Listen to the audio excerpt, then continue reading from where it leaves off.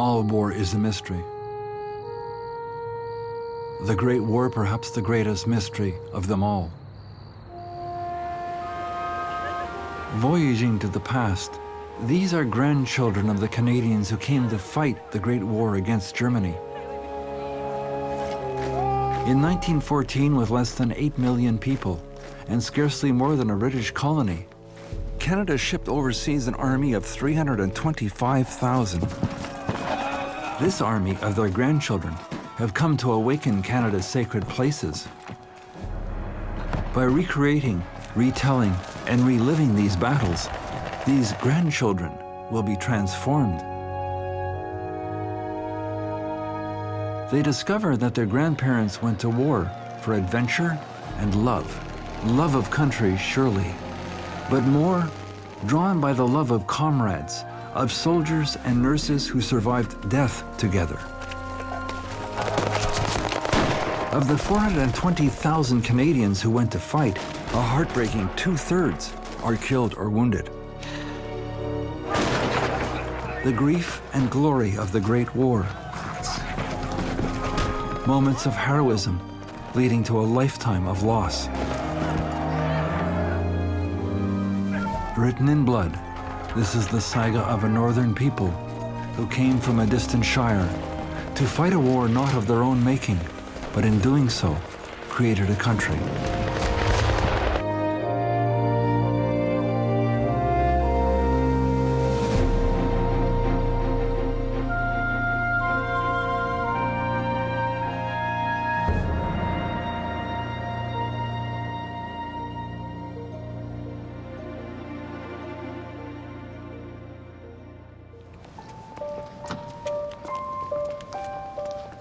This is Passchendaele, a village in Flanders fields.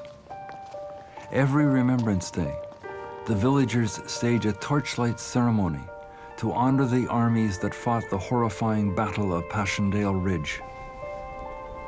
The torchlight ceremony is held at the Canadian Memorial, which declares simply, the Canadian Corps in October-November 1917 advanced across this valley, then a treacherous morass, captured and held the Passchendaele Ridge.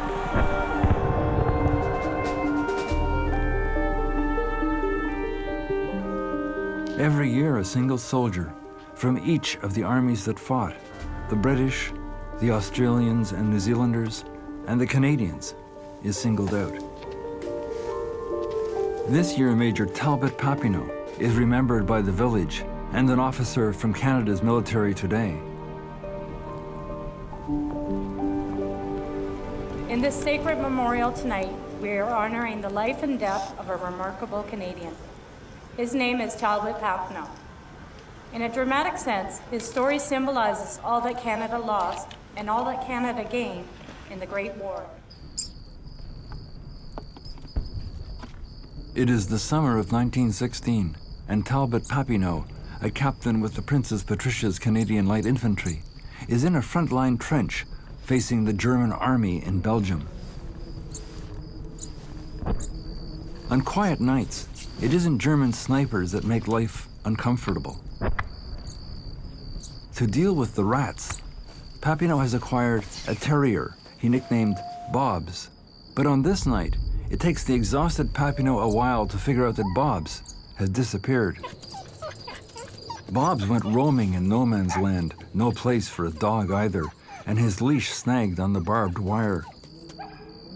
Afterwards, when Papineau wrote his lovely friend back home, he told the story from Bobs' point of view. Have you seen Bobs? Yeah, he's out there stuck on some wire. Oh, jeez. Papineau, what you doing? You can't go out there. Hey, come back, you bloody fool! I heard Master's voice coming nearer, and I saw him creeping toward me.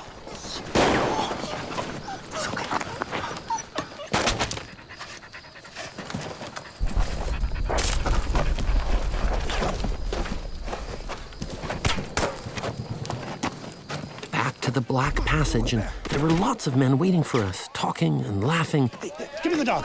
Come on, Bobs. And the large man with the big voice they called Charlie said Master was crazy and ought to be court-martialed. Imagine getting killed for a dog. They said killed. We're back, aren't we? Well, imagine the letter I'd have to write to your blessed mother. And Miss Fox. Give me him. Oh, Bob. Yeah. Court-martial may be the only answer. For war historian and artist Colonel Roman Yaramovitz, the story of Bob's emerging from Papineau's papers at the National Archives adds a surprising dimension to this citizen soldier. I hate to use words like Renaissance man cheaply. On the other hand, if not a Renaissance man, then certainly on the cusp of. I'm quite impressed with his artistic ability. Back home, the drawings of life at the front are the prized possessions of a 25-year-old sculptor named Beatrice Fox. Their story is a remarkable discovery for one of Papineau's few remaining descendants, Kate Sarsfield. She knew of the heroic soldier. She knew nothing of the love story. During the war, he had been given an address. A correspondent, they often gave out addresses where men could almost pour their hearts out onto paper just to know that someone else would be hearing what they were writing. And he was given the address of Beatrice Fox. And I mean, at the beginning of their correspondence, it was very formal, and this is what is happening, and this is who I am. And by the end of their correspondence, they were almost soulmates. My dear B, you have the artist's ability for seizing upon the salients. Do you remember writing outside at breakfast, fearing smudges from the buttered toast and feeding the squirrels and blue jays? My silly eyes grew warm and moist when I read your description of the wood and the wild things. They were so in love with each other. You can see, like, the words are on paper. There's no misjudging it. They were completely devoted to each other, even though they had never even met. So it's very, I don't know, like a fairy tale, very romantic. I have a delicious pillow Mother made for me from needles gathered at Montebello. I go to sleep with the faint odor of pine wood to sweeten my dreams.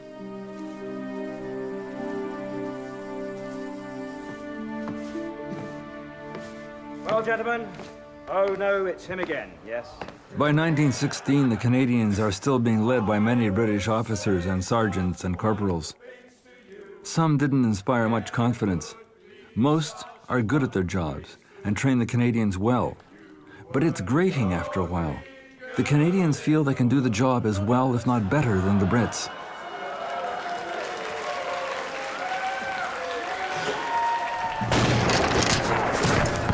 Over and over again, they have distinguished themselves as fighters and tacticians, but 2 years into the war, they still have not been allowed to fight together as a national army.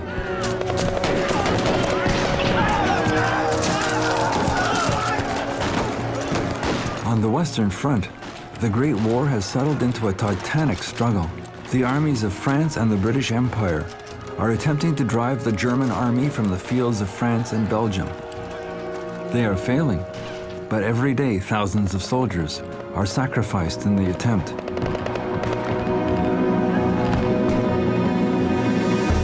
Each soldier has a story.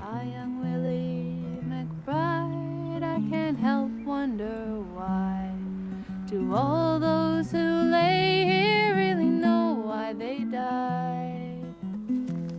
14 of the grandchildren have come to France and Belgium, to an area not much bigger than Prince Edward Island, to discover their grandparents' story. Battlefields where they fought, graves where they are buried, memorials where they are remembered. At times, the experience proves overwhelming.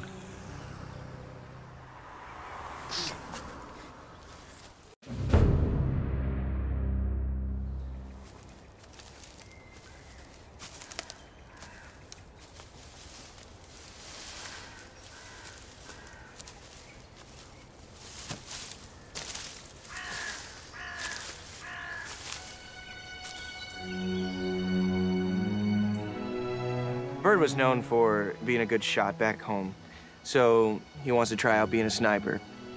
They give him a rifle and he goes out to his post and he just loves it because, you know, he doesn't have to sit in the trench all day. Looking through the scope, he says it's amazing detail. You know, he can see the sandbags, he can see the dirt, like you can just see helmets around, you know, from dead Germans.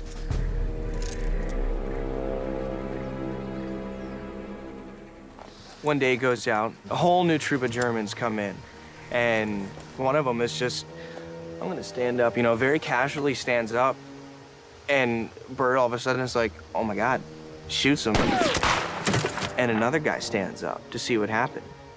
He just, instinct shoots him, and he's just going down this line, looking through the scope, killing these men.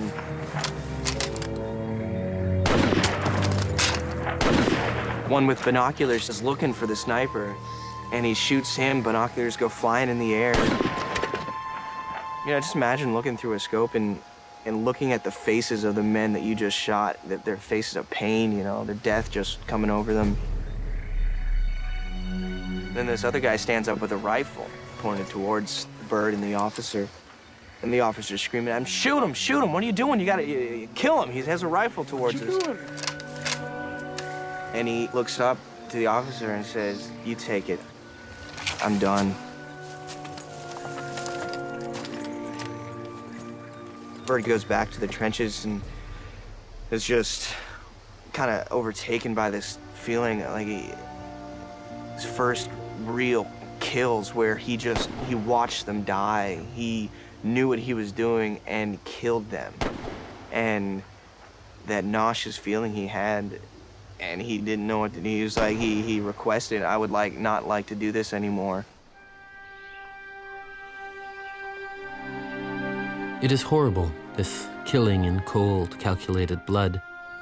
This deliberately lying in wait as though we were hunting animals.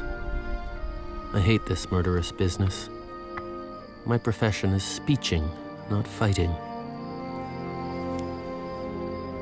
I have seen so much death, and brains, and blood, and marvelous human machines suddenly smashed like Humpty Dumpty. I've had a man in agony bite my finger while I tried to give him morphine. I have bound up a man without a face. I have tied a man's foot to his knee while he told me to save his leg and knew nothing of the few helpless shreds that remained.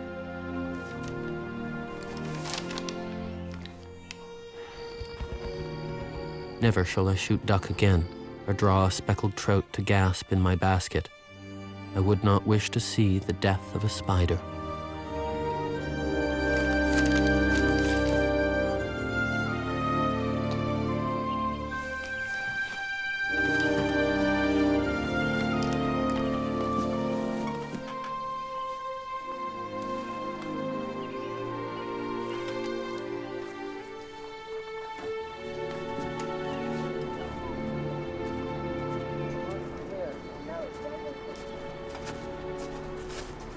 Greg Kiely is the great-grandson of the Reverend Frederick Scott, an Anglican chaplain at the front.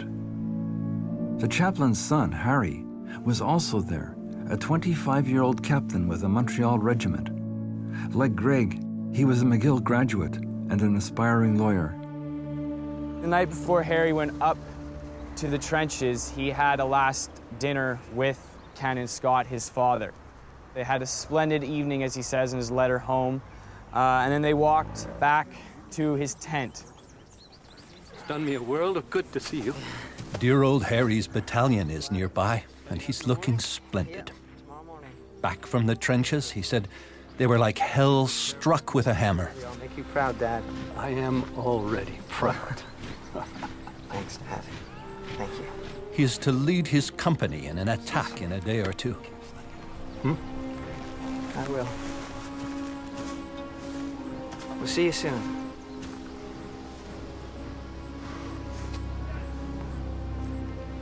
Canon Scott just said to himself, that's probably the last time I'm ever going to see my son. He just kind of got this feeling that, you know, his son was not going to make it out of this battle. The next day when Canon Scott, he woke up early and he saw Harry and the battalion moving out and up to the lines, and I guess in his own mind was saying his final farewell.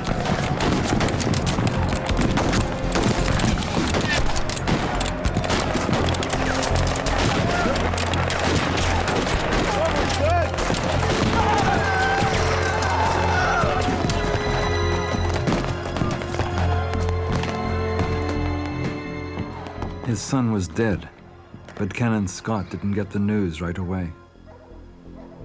Our regiment moved down the line, and I was staying at the house of a French curé. He came to me with a letter in his hand. Mon frère, courage, c'est très triste. The truth flashed into my mind. My son is dead.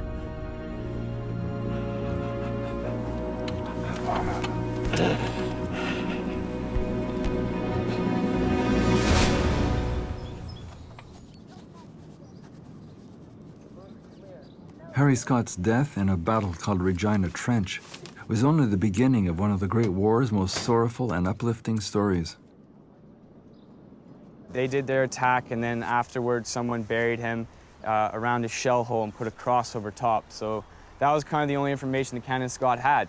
It's that small piece of information. There's a little cross on top of a shell hole. Your son's beneath that. He took it upon himself to go and find his body and give his son a proper burial.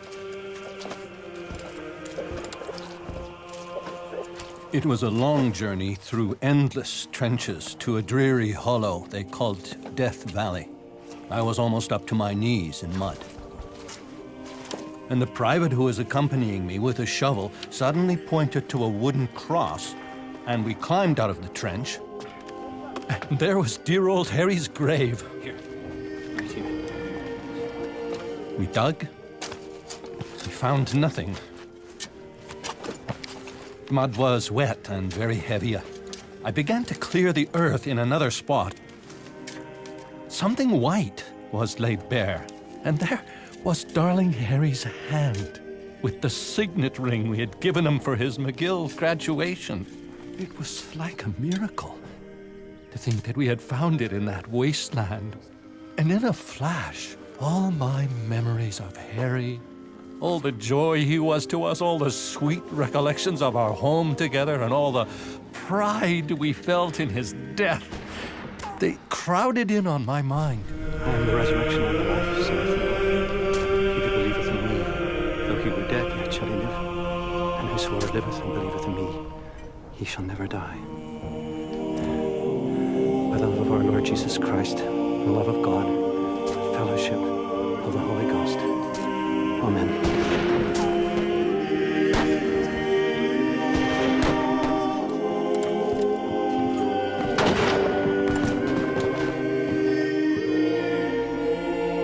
Harry Scott had just married before he left to Constance, his one true love, and once she found out that he had died, she never remarried.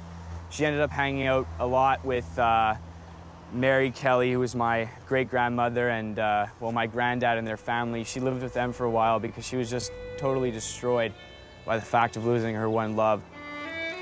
And in one of Canon's letters, he says that he will do whatever he can to make sure that Harry is always remembered. So us being here just shows that it lives on. And that's all.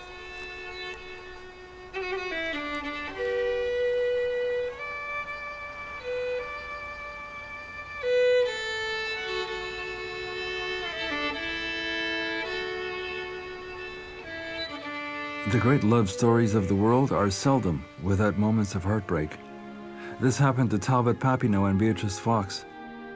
Papineau was on leave in London from the daily death of the trenches, when he could no longer be the celibate gentleman pining for his beloved back home.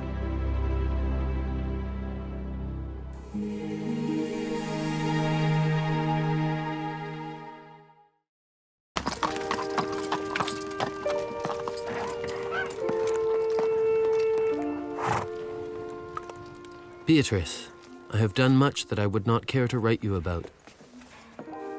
With war, I had ceased to dream. I have sought the hollow shams of easy and immediate gratifications. Because life might suddenly end, I have not waited for the slow and doubtful realizations. I wanted affection, beauty, laughter, companionship. I wanted them immediately, so I bought them. The cheap, ready-made articles. And so I have cheapened myself until I was sick with disappointment and glad that tomorrow I go back to the front and perhaps end it all. I could not write you until I had bathed in cold, clean water and shaved and brushed myself and dressed as particularly as if you were here, for these things seem necessary. My resolutions have already taken place. I shall be different, whether you write to me again or not.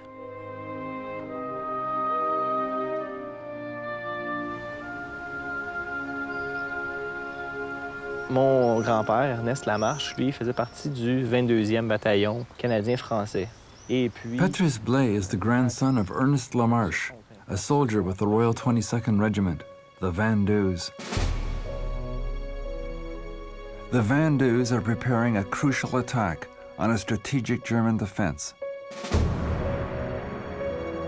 It's going to be a trial by fire for the Vendus. As the only French-speaking unit, they have a lot to prove. They are fighting side by side with the Nova Scotia Regiment. Leur objectif était de prendre le village ici, qui était défendu par des Allemands. Les Canadiens arrivaient de cette direction-là. The Battle of Courcelette becomes a remarkable story for the Royal 22nd Regiment. Courcelette avait été, avant la guerre, un charmant village de l'ancienne Picardie, paisiblement assis sur les flancs d'un coteau baissé.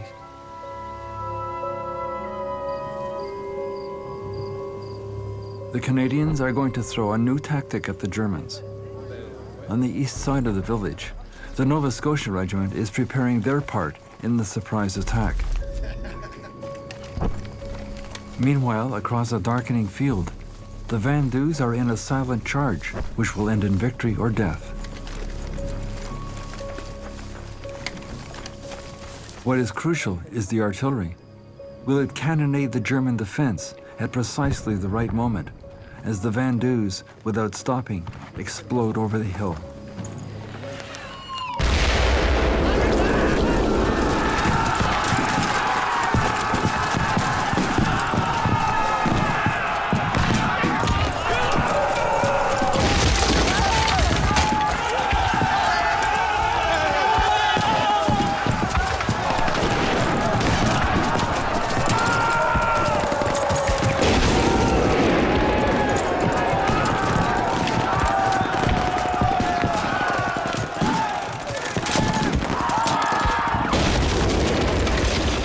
In 10 fierce minutes, the two regiments, one English, one French, capture the village.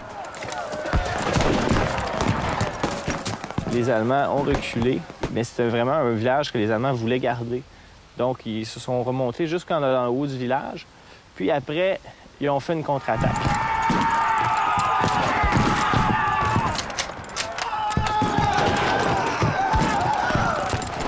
In the ruins of Courcelette, the Canadians repel many counterattacks.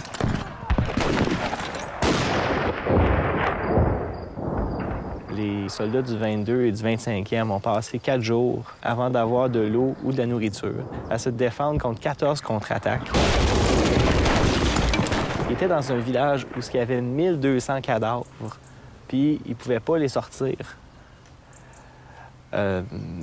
Puis le lieutenant-colonel Tremblay a décrit dans son journal une citation qui est rendue importante qui dit « Si l'enfer est Courcelette, alors je ne souhaite pas à mon pire ennemi d'aller en enfer. »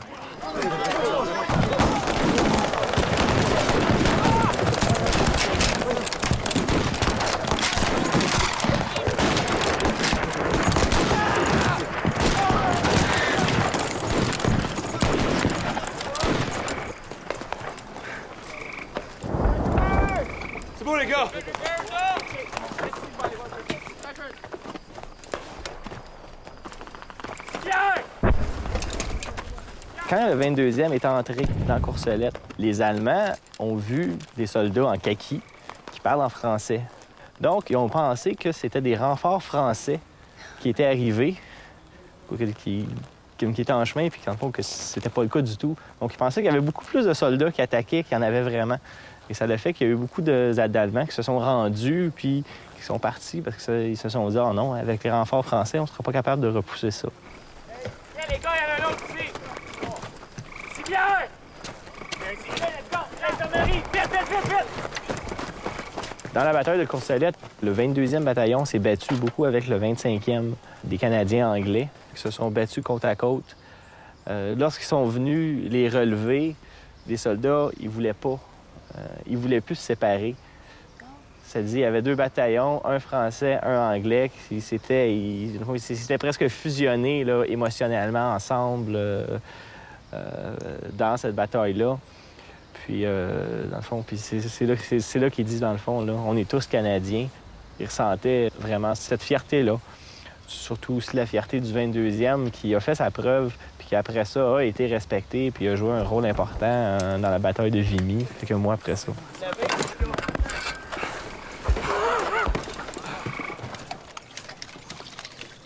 We know Papineau, the eloquent correspondent, the lover writing from the front, but a passion surpassing all proves to be a love of country. Canada's role in the war was divisive back home. Papineau confronted the issue with a direct challenge to an influential relative back home.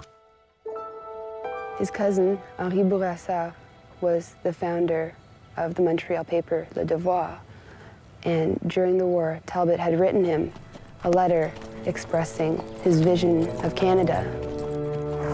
It is an open letter that draws a lot of attention, published across Canada and internationally in the Times of London. Called The Soul of Canada, it's a direct attack on Quebec nationalists who want to stay out of the war. Papineau declares that Canada will achieve its independence from England by proving itself on the battlefield. Bourassa writes back to his cousin Papineau that the war is a clash of decadent European empires and has nothing to do with Canada. I oppose them all. German imperialism as well as British imperialism, and Russian Tsarism and French militarism. Canada has a nobler mission to fulfill than to bind itself to the nations of Europe. At this moment, French and English Canadians are fighting and dying side by side. Is their sacrifice to go for nothing, or will it not cement a foundation for a true Canadian nation? I will not undertake every point of the plea of my gallant cousin. But when he says that I am too far away from the trenches to judge of the real meaning of this war, he may be right. But on the other hand, the excitement of warfare and the distance from home have obliterated in his mind the fundamental realities of his native country. And is it necessary to add that in spite of his name, Capitaine Papineau is utterly unqualified to judge the real feelings of the French Canadians? He has inherited with a few drops of French blood the most denationalized instincts of his French origin. If you were truly a nationalist, if you loved our country and without smallness longed to see her become the home of a good and united people, surely you would recognize this as her moment of travail and tribulation. You would feel that in the agony of her losses in Belgium and France, Canada is suffering the birth pangs of her national life.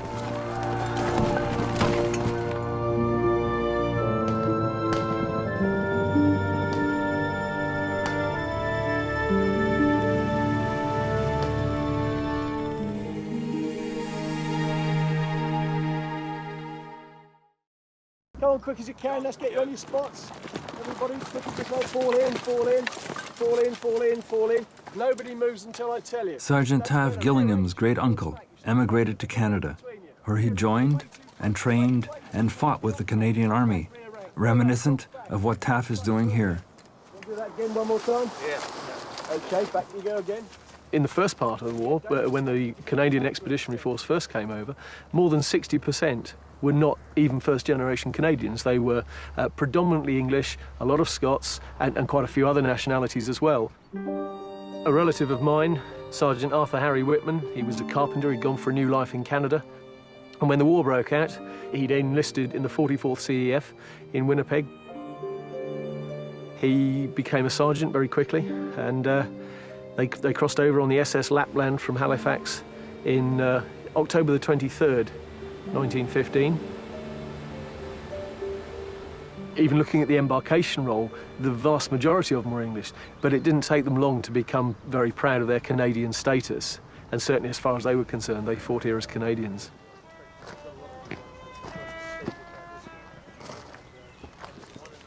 This is Adirondach Cemetery, which is Canada backwards. It's just to the north of Regina Trench. This is part of the Battle of the Somme. It's not really one battle, it's a number of different smaller battles. On the 25th of October, the 44th Battalion CEF with Sergeant Whitman were trying to extend the section of trench that the Canadians had already captured. Extend! Gobble advance! Forward! March! Sadly, the attack was unsuccessful, and obviously a lot of them were killed, including him. His body was never found. He was one of the missing. His name's on the memorial to the missing at Vimy. And it's particularly powerful for me because, this is the outfit he would have worn, the 44th Battalion collar badges, the cap badge, I mean, right down to the 4th Division green patch and the green circle, which is specifically 44th CEF, and of course the Canada shoulder titles. And as I was walking around, just over to one side, there's a gravestone, and it says a Canadian Sergeant, 44th Battalion CEF. So, if there was only one missing, then it may well be him. And yeah, that's really quite something. Just to make that connection.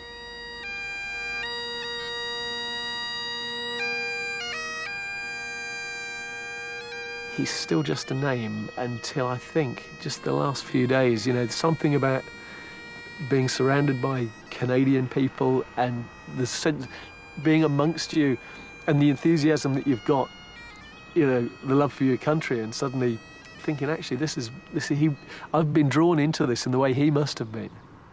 It's almost like getting him back, even though it sounds odd, doesn't it, having never even known that he existed, but I know so much more about him now.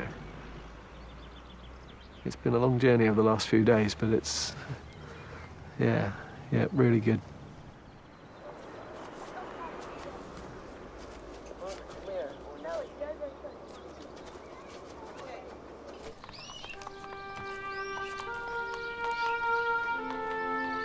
Your beautiful miniature was handed to me exactly on my birthday. It is the most precious thing I've ever had. It seems to have a life, a soul of its own.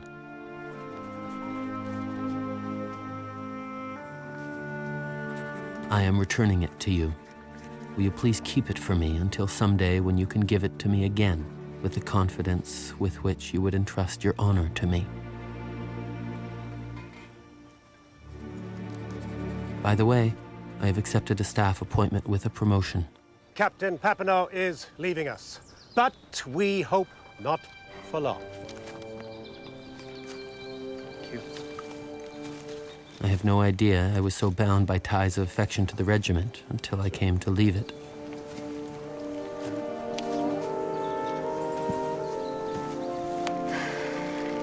Charlie, you take care of these guys. I will, and you watch out for yourself. No, I shall.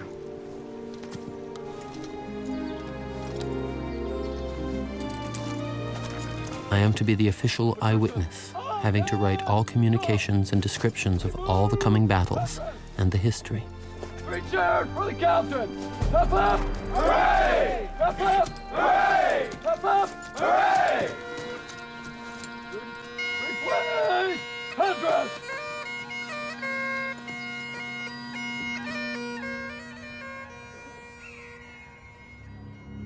Vimy Ridge, the craters and trenches of the front line.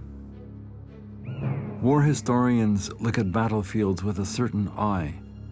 War historians, who are also soldiers, read a battlefield with a tactical and strategic vision. Lieutenant Colonel Roman Yaramovitz. You've seen so many frontal attacks which ended in slaughters and total disasters. Some of you must have wondered why. I mean, why are they doing this? What is the operational, tactical reason behind this? Is this the way wars are supposed to be fought? And of course, that's not the way wars are supposed to be fought. Wars are won by maneuver. But the moment you dig in and you have a front line that is perhaps 12 kilometers deep going from Switzerland to the Channel, you can't really maneuver. So the first thing you've got to do is break through. This is the breakthrough battle. This is what becomes the aim of the Western Front.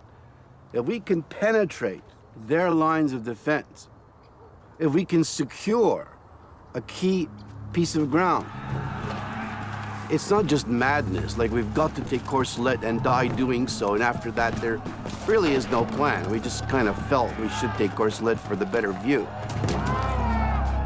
Strategic plan, let's win the war. How do you win the war? You break through a maneuver. How do you do that? Take something. What? Like what? Vimy Ridge. I'm commanding 1st Division. The senior Canadian commander for the Vimy attack is a BC land speculator named Arthur Currie. All right, German trench. Here. This citizen soldier becomes Canada's best general. German command posts. The British have joined us finally, and they're on the same page. And is Haig still a post? I'm a good enough Canadian to believe, if my experience justifies me in believing, that Canadians are best led by Canadians. This is not just Currie going into some Buddhist-like trance and developing this. This is Currie studying, observing, looking at each battle, what went right, what went wrong. Thorough preparation must lead to success. Neglect nothing. Currie also says total preparation. You must know what the enemy is doing. You must use counter-battery fire. Have limited objectives. Bite and hold. Bite and hold. If you bite and hold, they'll have to counterattack. Destroy them, and then you can bite again.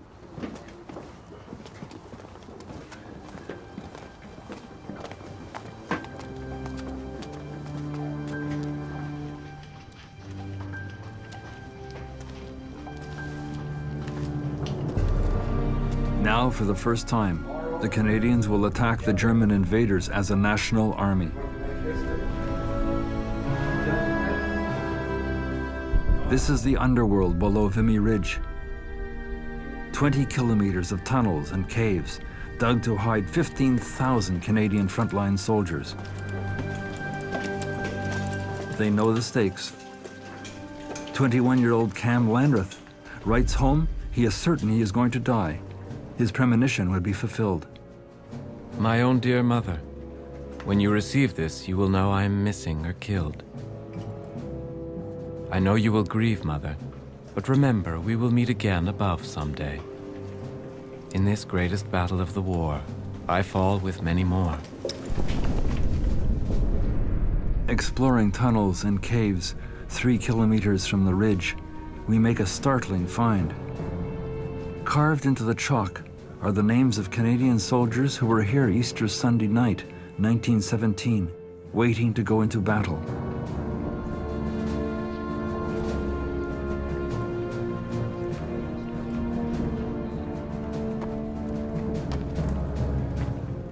One carved a 4-leaf clover for good luck, another a heart for a loved one back home.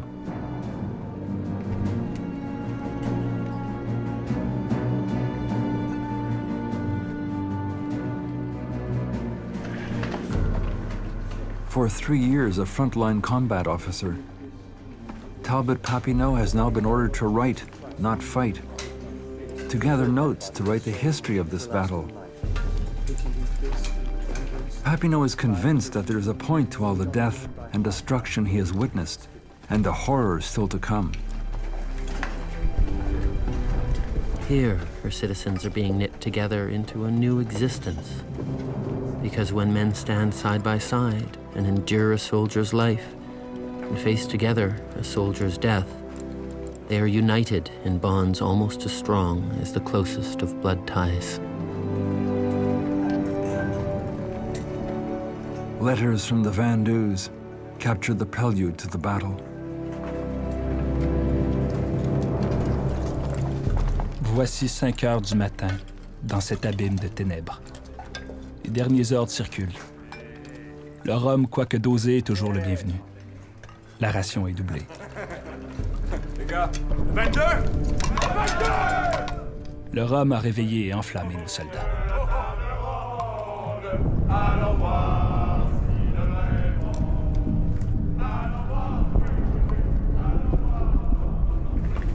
The Army Padre, Canon Scott, watched the battle unfold like a biblical drama. The sky was overcast, but toward the east, the gray light of approaching dawn was beginning to appear. It was a thrilling moment. Human lives were at stake. The honor of our country was at stake. Stephen Workman is pacing out the astonishingly short distance between the German and Canadian front lines.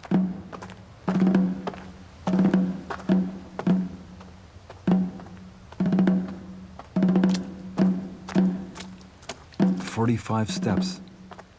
Workman is a Halifax physician who has become obsessed by the story of his great-uncle, Donald Ross. Ross's battalion is going to attack not from the safety of the tunnels, but exposed in no man's land. He's a kid from the farm, 18 when he joined. I think he kind of knew what he was getting into, but he was a restless young man who wanted adventure. The boys and I were only about 15 yards from the enemy line, so close you could practically hear them whisper. We made good targets for snipers, so we didn't move. Through the night, not moving, the cold just about froze us stiff.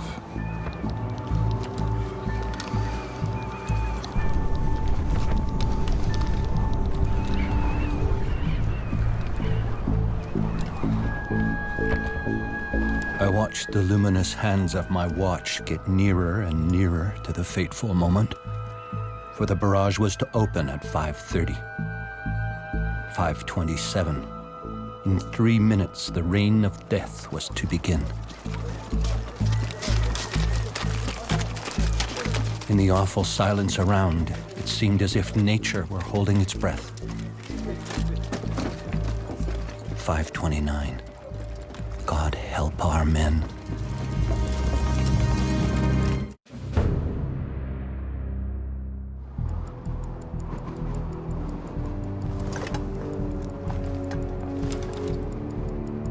"5:30.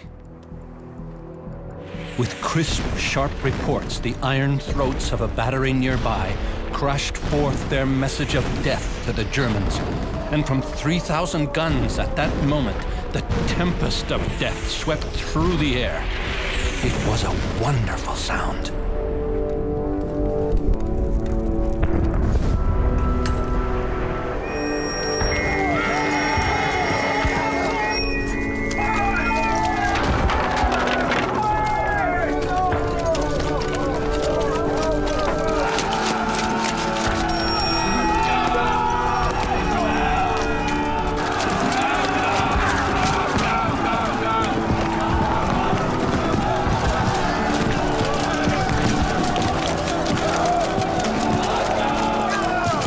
Now and then our shells hit a German ammunition dump.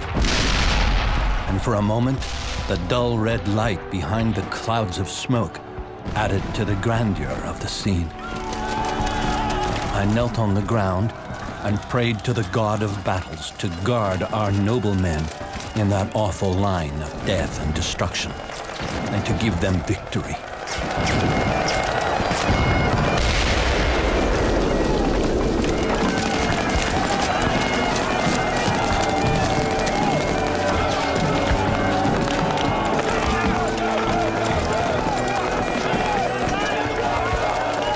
Down the line, practically frozen in place from being there all night, Donald Ross and the 87th Battalion await the whistle to attack. Ross is hit almost instantly.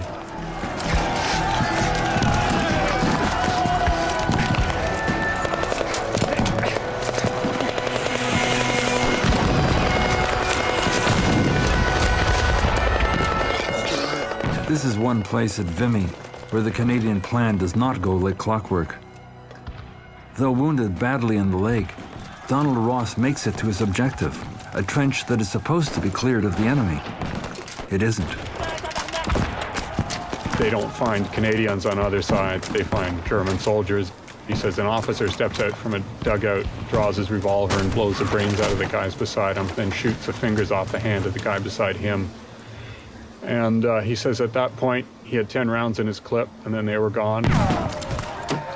My rifle, which held 10 rounds, was soon emptied. We were too close quarters to reload. I had to use my bayonet, which soon broke, and then made a club of my rifle.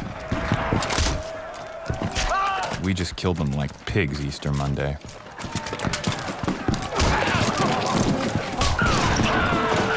At the farm, he wasn't comfortable. They cut the heads off chickens. He didn't want to deal with that. You have a choice. You are going to die, or the person across from you is going to die.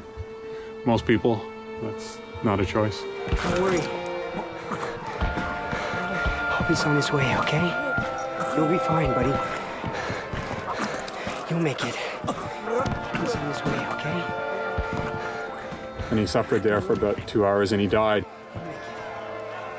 I can just imagine how intensely he is watching this man die and being completely helpless to do anything to save his life. And I guess I relate to that as a physician, to see someone die in front of you in your hands and to be powerless to save them is a very overwhelming experience. When we went over the top at Vimy, we were 900. Coming back, we had 121 officers and men left. So you can imagine what it was like. The Canadians paid dearly. 3,600 killed, 7,000 wounded. But the taking of Vimy Ridge on Easter Monday morning is a moment of great triumph.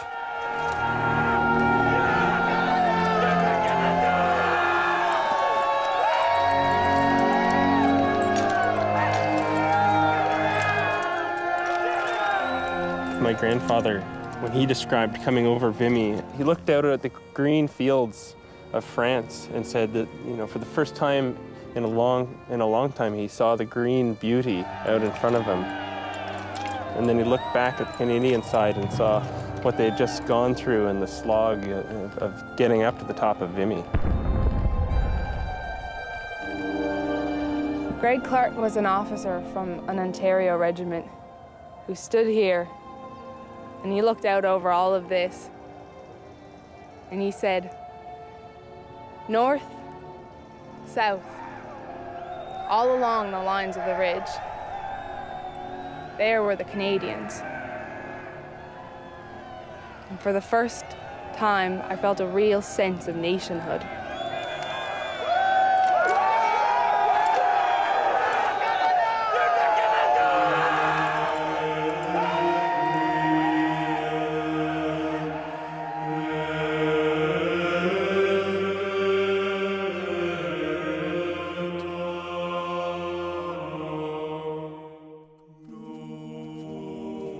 Suddenly, the British had to admit that using the Dominions was not just a good thing, it was vital to their war's success. They couldn't win this war without the Dominions, especially Canada. The Canadian Corps now became the standard of professionalism. It was the elite force. As a Corps, because of this outrageous success, which no one predicted, we felt good about ourselves and developed a sense of nationhood.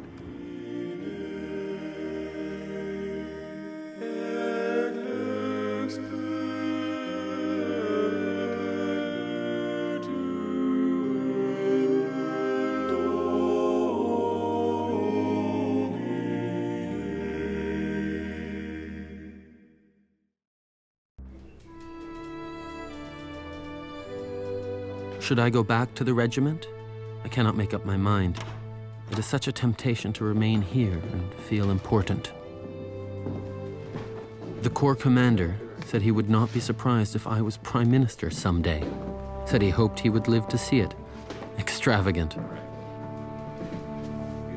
I've been persuaded that I can do more for the war effort by serving on the staff.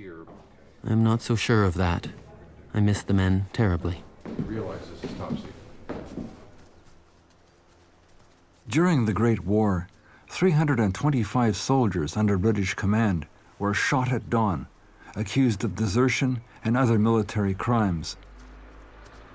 Stephen Thompson, a captain in today's military, and Greg Kiely, whose great-grandfather, Canon Scott, was chaplain of the 1st Canadian Division, are searching for the grave of William Alexander, one of 25 Canadians who died in this way. There you go.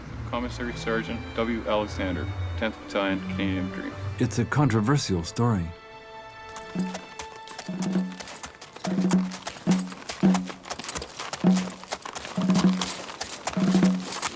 My great-great-grandfather took it upon himself to do whatever he could for this man because, you know, his life was at stake. So, you know, he was going back and forth to the headquarters, trying to talk to generals, anyone, to see if they could get this changed. And they all gave him the same answer. It's already kind of set in stone. Christ is with you, son. I want you to understand. You can choose to die like a man, like a soldier. They will offer you brandy. Do not take it. You're born with Christ. Is your eternal salvation. Stay calm and accept your fate. Son, I bless you in the name of the Father and the Son and the Holy Ghost. As a military officer, we hold commissions from the Queen, and our primary responsibility is to maintain discipline amongst those, you know, who serve. So clearly there has to be a way to maintain discipline. In this case, it's a case of a sergeant, a senior NCO, who is a critical part of the military hierarchy. The soldiers are looking up to him. Lance corporals are looking up to him. He's setting the example. And I know it seems harsh to us now, but back then it was completely within the norms and what they were trying to do. I feel that Mr. Alexander here, he came over and he volunteered. He was here to sacrifice everything he had. And in the end, you know, maybe he made one mistake and he paid the ultimate price for it, but just was unfair. And the prisoner was seated on a box, handcuffed behind to a post. They put a gas mask over his head with the 2 eyepieces backwards so that he was completely blindfolded. A round piece of white paper was pinned over the heart by the doctor as a guide for the men's aim. Take position. The doctor and I went to the other side of the hedge and blocked our ears, but of course, we heard the shots. Aim! Fire!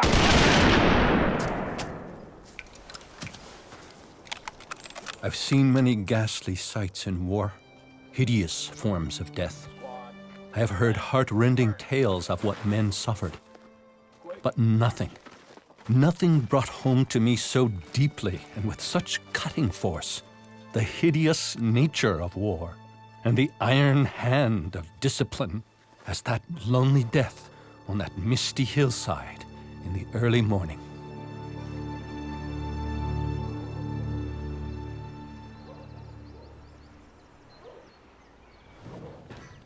Dearest Mother, I have made a decision which I am afraid may not entirely meet with your approval, and which no doubt will cause you greater anxiety than you have recently been called upon to bear.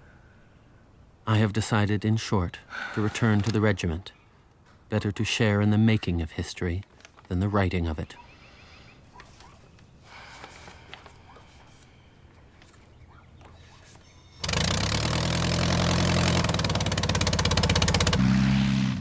In 1917, this field was an airbase near Vimy Ridge. At this point in the war, the average lifespan of a pilot in action is 45 days. The air crews are not issued parachutes in case they might be tempted to bail out too early. The planes would take off, and if shot down over German territory, the crews would usually never be seen again.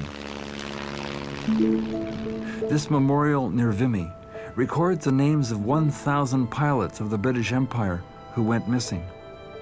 One of those names is a Canadian Mohawk. He is the grandfather of John Moses from the Six Nations of the Grand River near Brantford, Ontario.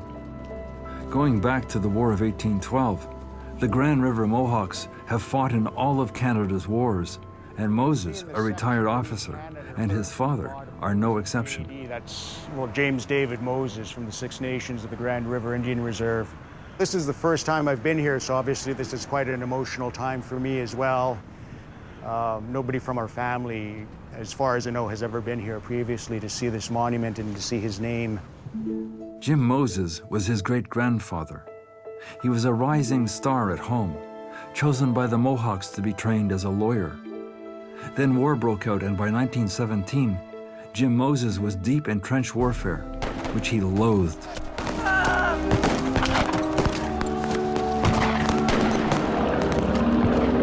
He was drawn to the sky, to the Air Force.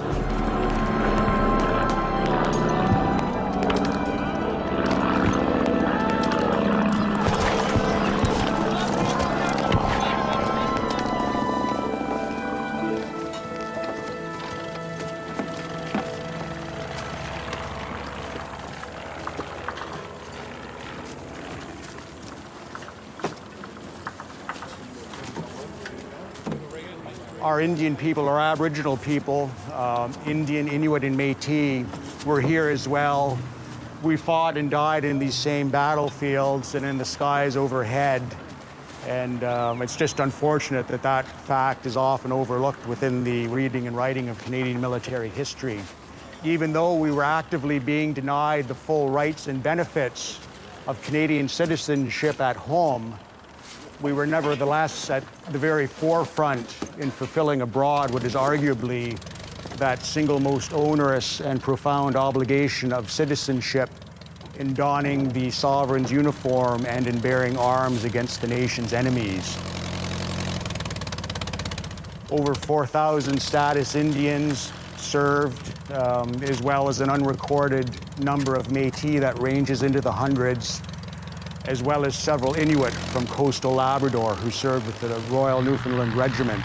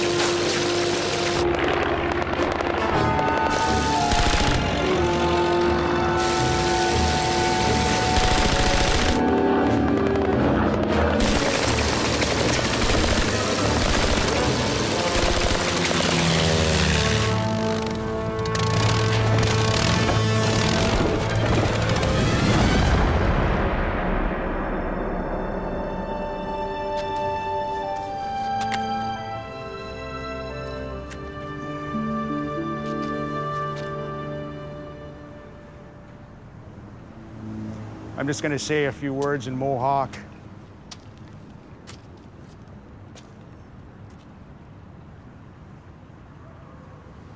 Hodeno Shani Tano Ongwe Hoe Scano Tano Yahweh. I want those words to reflect off these walls. I feel a very solemn pride being here, knowing that our native people in Canada, and this man in particular, Lieutenant Moses, have laid as costly and as precious a sacrifice as they have at the altar of Canadian nationhood.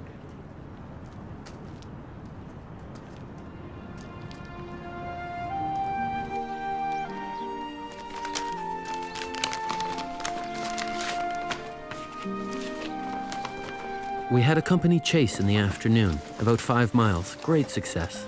As soon as it was over, we had a swim. Sometimes I feel I'm not doing enough. I'm nearly 35 with very little or nothing done. I'm just as young as ever in some ways. But I suppose by just serving and waiting and even being killed, I can accomplish far more in the long run. Bobs has disappeared. The whole brigade is looking for him, but I fear the worst.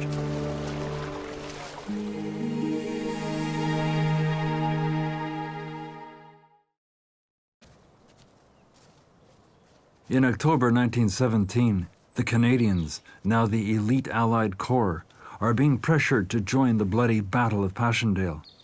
Historian Frankie Boston is director of the Passchendaele Museum and familiar with every detail of the The battle has been raging on since the end of July. First the British have come in, then the Anzacs have come, and at this place here, Passchendaele, Australians and New Zealanders have ended here in middle October with thousands of casualties and have given it up to ever reach that ground here, the top of the Passchendaele Ridge. This ridge has been our bugbear since 1914. It is from here that the first gas attacks came through because the Germans wanted it. We took it briefly, they retook it. Now we want it again. It'll be the jumping off spot, perhaps, for final victory. So Haig asks for Currie. He asks for the Corps to do this battle. Currie is hesitant. He realizes that in this area, nothing but heavy casualties can be the result. He tries to avoid it. In fact, Haig says he's almost getting snippy. You know, what does he think he is, commanding a national army? Well, in fact, he is commanding a national army. These 4 divisions are the Canadian National Army, if you will, formed in Vimy Ridge. What a trump. Spades. General Currie, what do you think of Passchendaele? Passchendaele. It's a name for a lot of mud and grief for a lot of crack-brained fools in London to play with. What do they care? They don't get killed or wounded or choked in the mud. And what's the good of it? Let the Germans have it. Rot in it, rot in the mud. There's a mistake somewhere. It must be a mistake. It's not worth a drop of blood. But eventually, of course, he has to do this. Everybody in the Commonwealth will be attacking here. The best British divisions, the best Australian divisions, the best New Zealand divisions. There's only logical Canada is going to have to do its bit. And so he says, yes, we will. Dearest Mother, it was very rainy and wet, but we managed to build an open fire and were jolly and happy. We had a church service and sang Nearer My God to Thee, just as we used to at Montebello.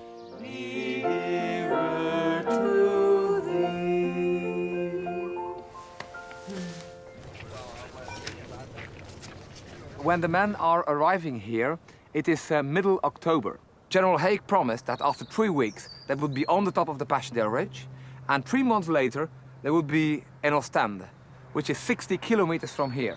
Instead of 3 weeks to Passchendaele, it took 3 months, and they hardly took the top of Passchendaele. So Passchendaele 1917 costed the British, the Anzacs and the Canadians 245,000 men killed, wounded and missing.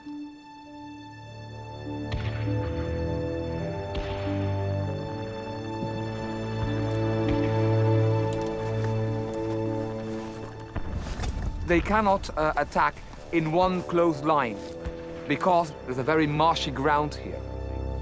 And the Germans are using that. And they have fortified these 2 heights with bunkers. And the bunkers are so well built in lines at an interval of approximately 50 to 100 meters that the machine gun fire can perfectly, 1 machine gun, 2, 3, it can all cover up each other. And they make a deadly line there around the height of Crest Farm and here alongside the Bellevue Spur. 11:30 p.m., the 29th of October, 1917. Major Talbot Papineau leads the Princess Patricia's Canadian Light Infantry to the front line at Passchendaele Ridge. Dearest Mother, just a hurried line. By the time you receive it, I shall be all right. or you shall have news to the contrary.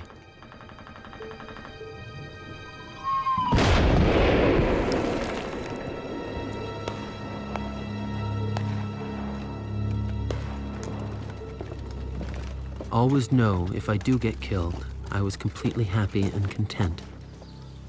And the only regret I have is due to the sorrow it will cause you. I have a sensible feeling, however, that it will be all right, and I will still be able to write you gallant tales. My dear B, we are engaged, we are lovers.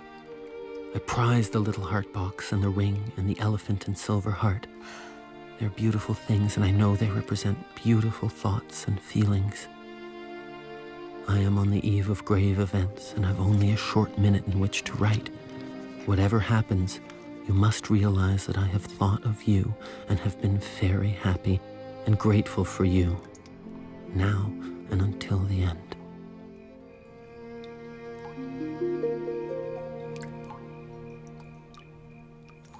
Gentlemen, our objective is the German pillbox.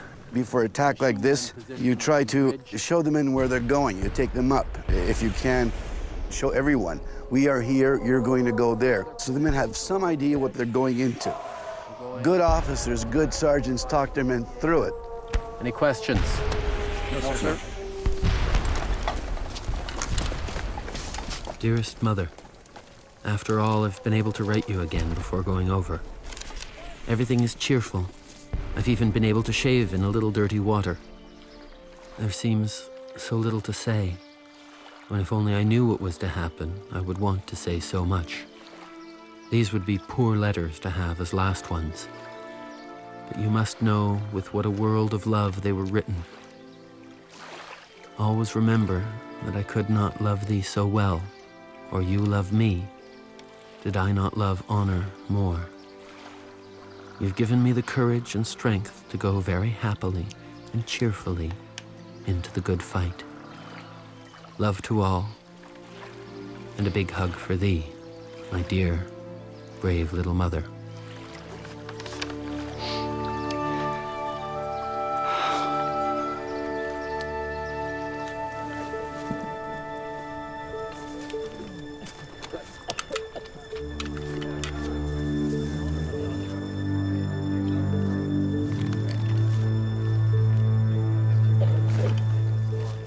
You know this is suicide.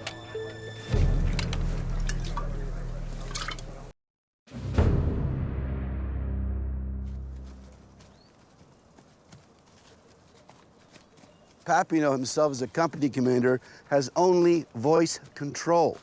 Once the shooting starts, you can't hear a thing, all right? And you're standing in the middle of 4 companies. You're not in the front because that's stupid, but you're somewhere close to the front, so you've got a platoon here, a platoon there, platoon there, platoon there. If you're lucky, the platoon commanders can hear you, but they really can't. The only thing they can see is you leading. This is why it's tough to be an infantry officer. You know, any idiot can say, men, go and get that machine gun nest. That's pretty easy to do. The hard thing is to show and lead by example.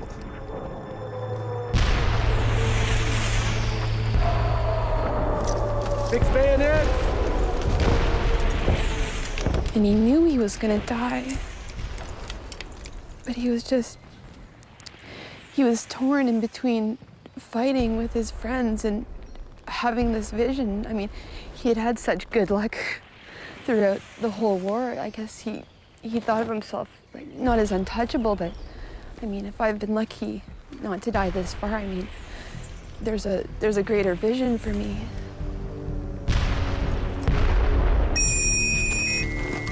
A man of experience, a veteran, a person who's been in the battle before knows pretty well what the chances are. But of course, there's always that one thing we always believe in, you know, hope. Maybe this is my lucky day.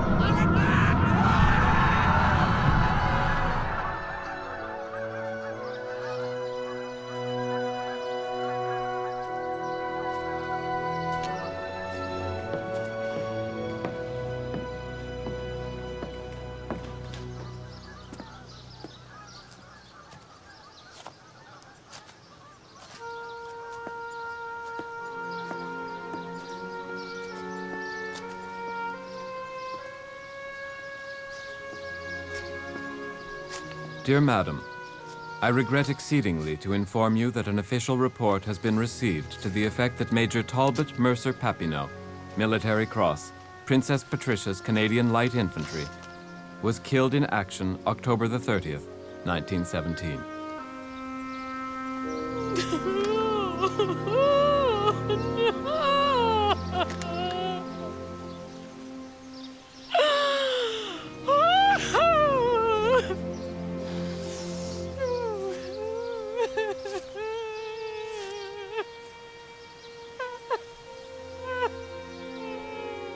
He was hit by a shell in the stomach. He died instantly. No one saw him fall. They hadn't found his body until 3 weeks later. A crew of men went out to look and see if they could find any familiar bodies. And it was actually led by one of his best friends. They were looking for him. Inside a shell hole that was covered in water, they saw 2 legs sticking up with the puttees reversed. And this is how he had always worn his.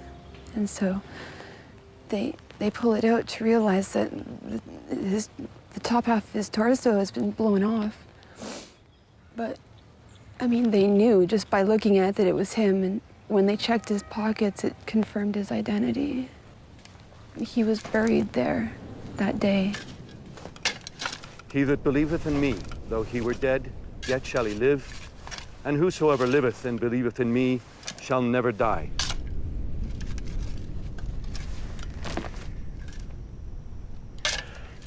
Goodbye, old friend.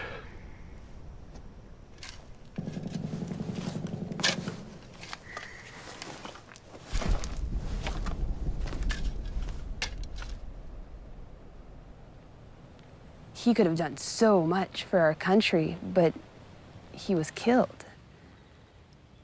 And I mean, coming on this trip and seeing all these sights and actually going through what he did and what he went through, it was like being in his shoes. I feel like when I talk about his death, it chokes me up because I feel like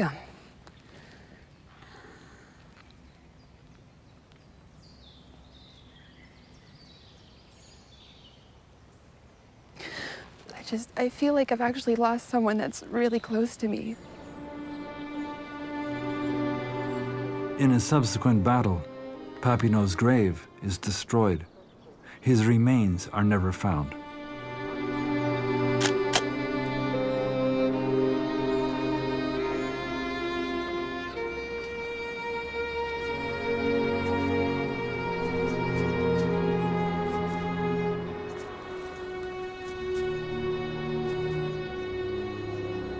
Talbot Papineau had a vision going into the war and thinking that if French Canadians and English Canadians could fight a war together, then they should be in unison in the homeland.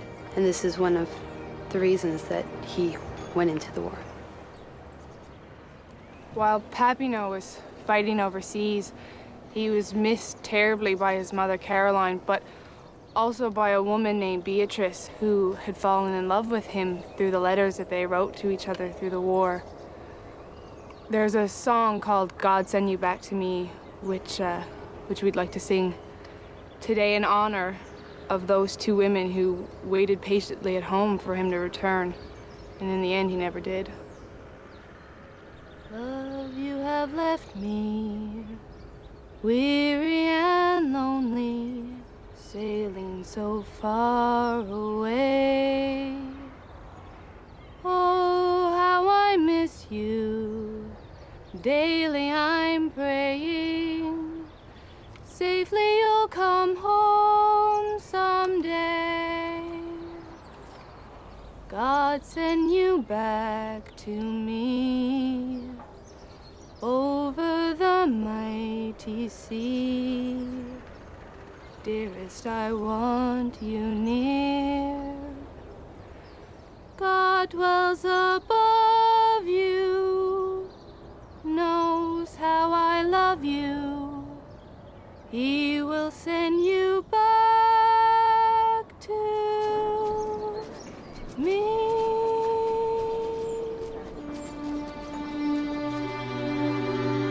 At the top of Passchendaele Ridge, what was once a German machine gun bunker is now a Canadian cemetery. The Canadian Corps paid a high price, first at Vimy, then here at Passchendaele, where they suffered 16,000 dead and wounded. But the capture of these two ridges ensured that Canada would be a British colony no more.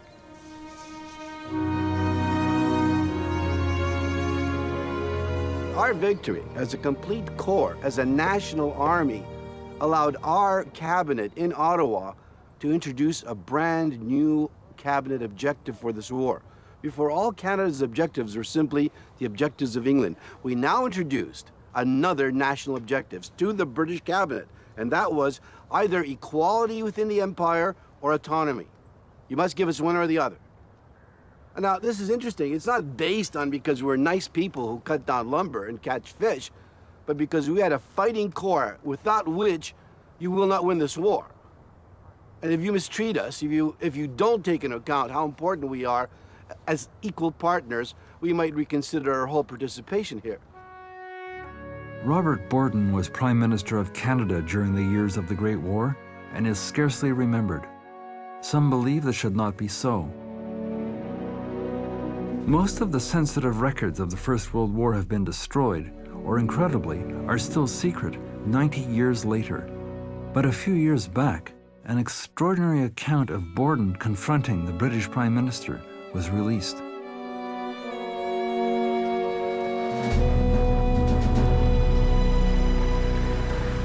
The British leadership is a catastrophe. You're absolutely certain? They were that confused they turned and fired on Canadians? Sir, I was there. Thank you, General. According to those present, Prime Minister Borden comes to the Imperial War Cabinet an angry man. The catastrophe of Passchendaele is haunting Borden and British Prime Minister Lloyd George. I sent for General Currie and ordered him to tell me the truth, as far as he understood it, with respect to the occurrences at Passchendaele. Whenever the Canadian Corps was called upon to attack, General Currie always had his attacking troops in the trenches 36 hours before the time fixed for the attack, in order that officers and men might become acquainted with the ground and learn precisely where the objective lay. On one of his flanks, a British battalion came into their trenches the night before the attack. 4 companies wandered over to the Canadians in the morning and asked the Canadians where they should go. 2 of these companies stationed themselves at a point which proved to be in the path of the artillery barrage. When the barrage lifted, these 2 companies became non-existent, and the 2 supporting companies, in their confusion, attacked the Canadians. I promise you, sir, if there is ever the threat of a repeat of Passchendaele, not a single Canadian soldier will leave our shores.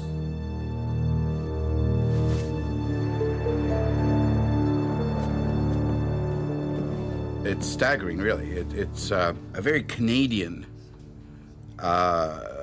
confrontation of our Prime Minister having just witnessed and also been informed of what was going on in the front lines, turning onto the British Prime Minister and physically attacking him, demanding that this never happen again or he'll pull the Canadians out.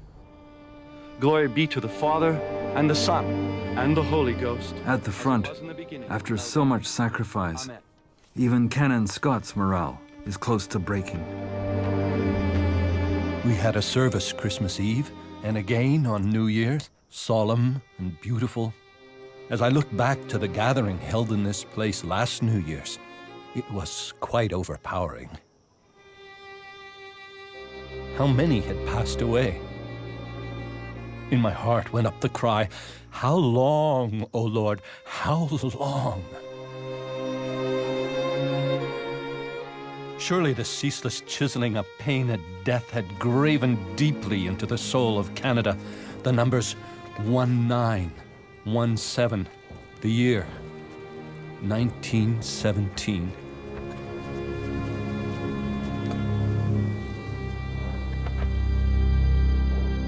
They could not know it, but they have survived the worst the Germans can throw at them. Now, they will turn the tables.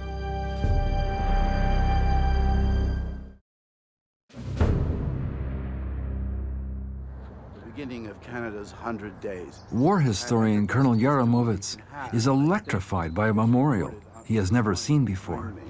The Canadian Corps, 100,000 strong, attacked Eteros on August the 26th, 1918, stormed successive German lines, and here on September the 2nd broke and turned the main German position on the Western Front and reached the Canal du Nord. To me, it just seems so un-Canadian. It just seems so forceful and very aggressive, and the sense that this is where we came out and whooped the Germans and turned, and this is where we broke out. It's just, it's wonderful. It's just, it's a real testament to what happened. It's a beautiful thing to read. I think this monument is very different than the others that we have seen to this point, because this one is exclusively triumphant in its tone. It talks about what was achieved, what was gained, but there's no mention of the losses or the casualties or at what expense this victory was achieved. For me, I'm just thinking, if I'm a man over here, when I came here in 1914, I was against killing. I thought it was, I was brought up to think this is, I'm going to hell if I do this. I'm sinning. So for me, I mean, the conflict in my mind would just be incredible. I would be thinking about that so much. I mean, who have I become when I go home? What do I believe in now? I mean, my government, when I go home, tells me not to kill, but they just sent me out to kill other men. It would just be very strange. But you should know that that's still true. I mean, this happens 100 years ago, but every time the government pulls the trigger and sends us somewhere, there's a price, there's a human cost. Canadian soldiers could and do die doing that today. So it's not something to ignore in the paper or something to, well, that's somebody else's problem. You guys got to know that we still die. C'est important de se rappeler qu'avant d'envoyer des troupes à quelque part, puis avant de mettre la vie de citoyens, de gens comme nos ancêtres en jeu, la raison est mieux d'être bonne, puis est mieux d'être forte. 1918 is a triumphal year, but at a terrible cost. The Canadian Corps come to be seen as the elite army on the Western Front, but they pay a high price for this reputation. Almost 17,000 men are killed and wounded in the last 100 days of the war. Among the many who pay the price in that final year are men like Charlie Stewart, Papineau's old friend. The battlefield where he died in one of the key events of the final victory campaign is now a place where rabbits and not Germans are the prey.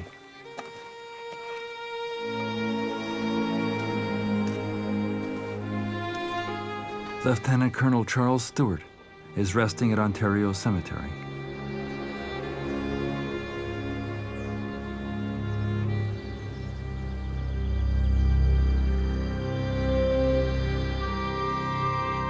Also killed in the victory campaign is Stephen Workman's great-uncle, Donald Ross. And he writes on the train pulling out of Coburg that the train struck and killed a 5-year-old boy. There's a sense from the start of his letters that this is where he's going to be.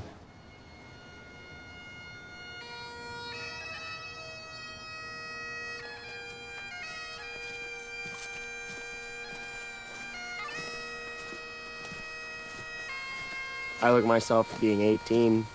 Every time I play in any of the cemeteries along, you walk through and you see died age 18 or 19. And I play for those guys. I play for all of them who went off so that I can continue my life. I know that I'm going home, and however many years I'm going to live thanks to them. They didn't get to see that. I'm going to live it for them. So every time I strike up and play Dark Isle or Amazing Grace, I'm playing to them to thank them.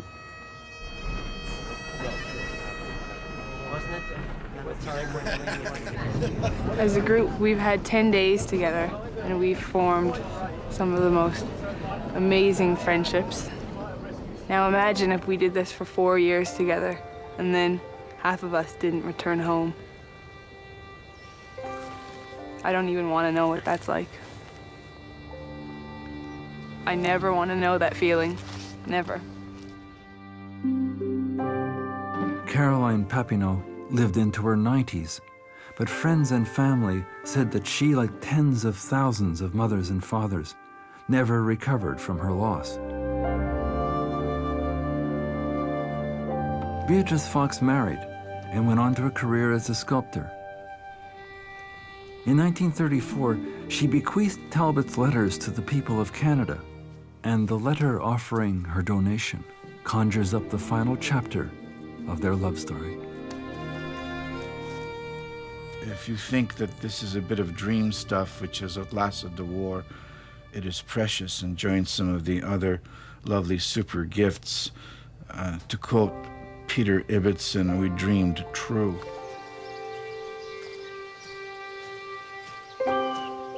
Peter Ibbotson is this novel where two lovers, two childhood lovers, who never fulfill physically their great love for one another, and yet they meet in dreams.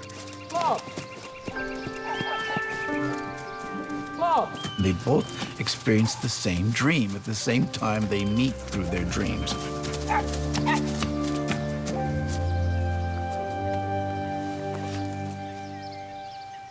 As Talbot Papineau says, we are lovers. We are committed to each other. She seems to suggest this was true. In another dimension, a pure spiritual meeting of lovers.